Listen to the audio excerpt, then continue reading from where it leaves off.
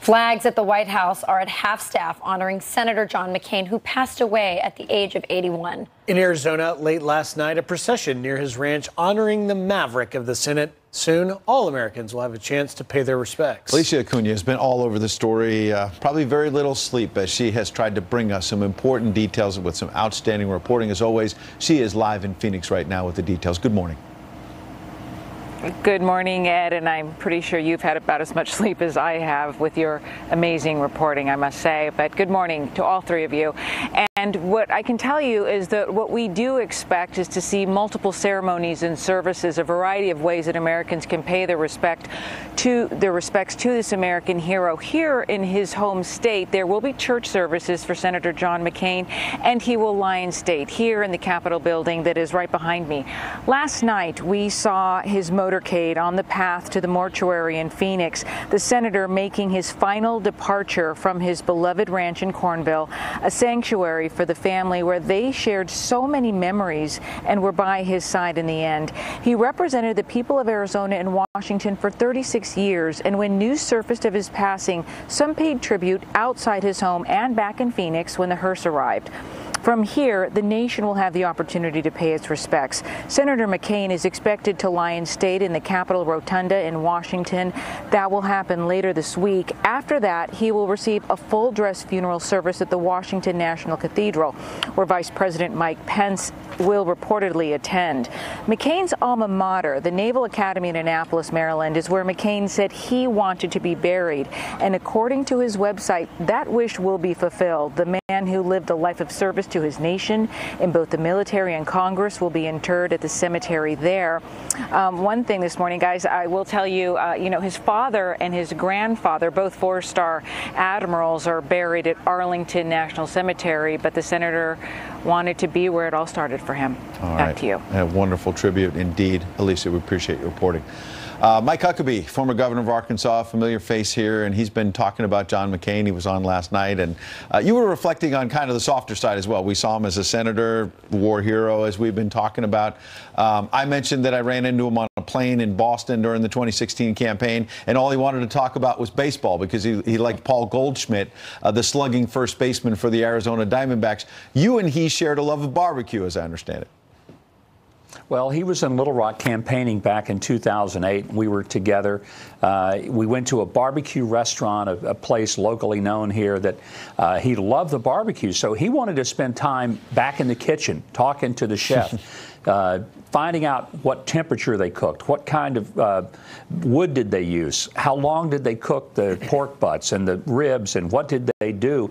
And the staff kept saying, Senator, we got to go, we got to go. He'd wave them off and say, and he honestly, I thought we were going to spend the rest of the day there, which I loved because I was getting the same information. But he clearly enjoyed that, and there was another side of him that it was not the side that people saw on the Senate floor. He was not just a one-dimensional person. Most of us are not. And I think it's great that as people are reflecting upon him, they're remembering things like that he did have a love of sports and a love of barbecue. But the thing I also saw behind the scenes, a tremendous love and respect for his family and their love and respect of him. It was, to me, maybe the most gratifying thing of all.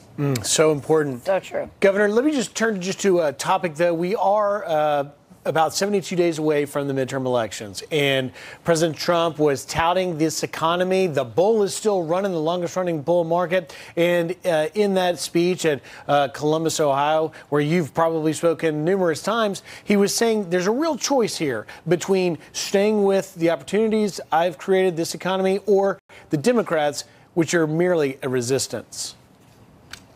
Yeah, I don't understand how people would say, let's go back to the economy where people were losing wages and losing jobs in record numbers and where the GDP was so anemic that it really wasn't growing at all. Let's go back to huge trade deficits. Let's go back to when the 401ks were not gaining any real momentum because the stock market was at best stagnant, if not declining. Who would want to go back to that? Retirees wouldn't. Their accounts would begin to dry up. Workers shouldn't want to do that because their wages go down. They don't get bonuses. They don't have a better job future. So who would want that? I guess the only people are the people, who are true socialists who just want good old Uncle Sugar to take care of them, and they have no idea where that money comes from.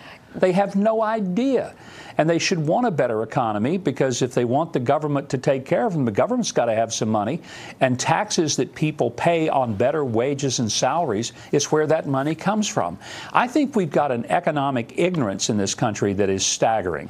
But there's a reason for that. I mean, Governor, as we've been talking about, this is record-breaking economic news that any president would be dying to have. And yet yesterday on the front page of the New York Times, there was nothing about it. You had to go to the business section to find out about this record-breaking week. How frustrating must it be for the president and his communications team that the media isn't helping out in getting out the information? Well, any good news about President Trump and the administration and what it's doing, not only economically, but also if you look at us in terms of how well we're doing and maybe regaining American strength. If you want that news, you have to ask for it. That news is kept behind the counter, wrapped in brown paper, and you have to ask for it very quietly, because it's a news that nobody in the mainstream media wants America to hear. And it's a tragedy, and it's also why the president calls them fake news and why he rails on them, and they hate it. But the answer to what they're upset about is not to fight him back and to act so indignant. The answer is just report the news as it is and let the American people make the decision as to whether they like the news or not. Novel idea. Governor, we went from pork butts to Uncle Sugar, so I think we covered a lot of ground, sir. Thank you, It's Governor. a Southern thing. Yeah, It's a it Southern is. thing. Must That's be, where that must comes be. All from. right, thank you, sir. Thank you, Governor. Pastor Robert Jeffress joins us on how we as a country can mourn Senator McCain next. Plus, a former campaign advisor for McCain's presidential team weighs in on the senator's political legacy coming up.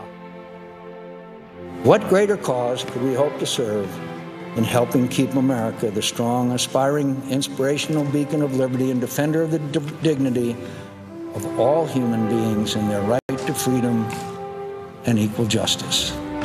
That is the cause that binds us and is so much more powerful and worthy than the small differences that divide us.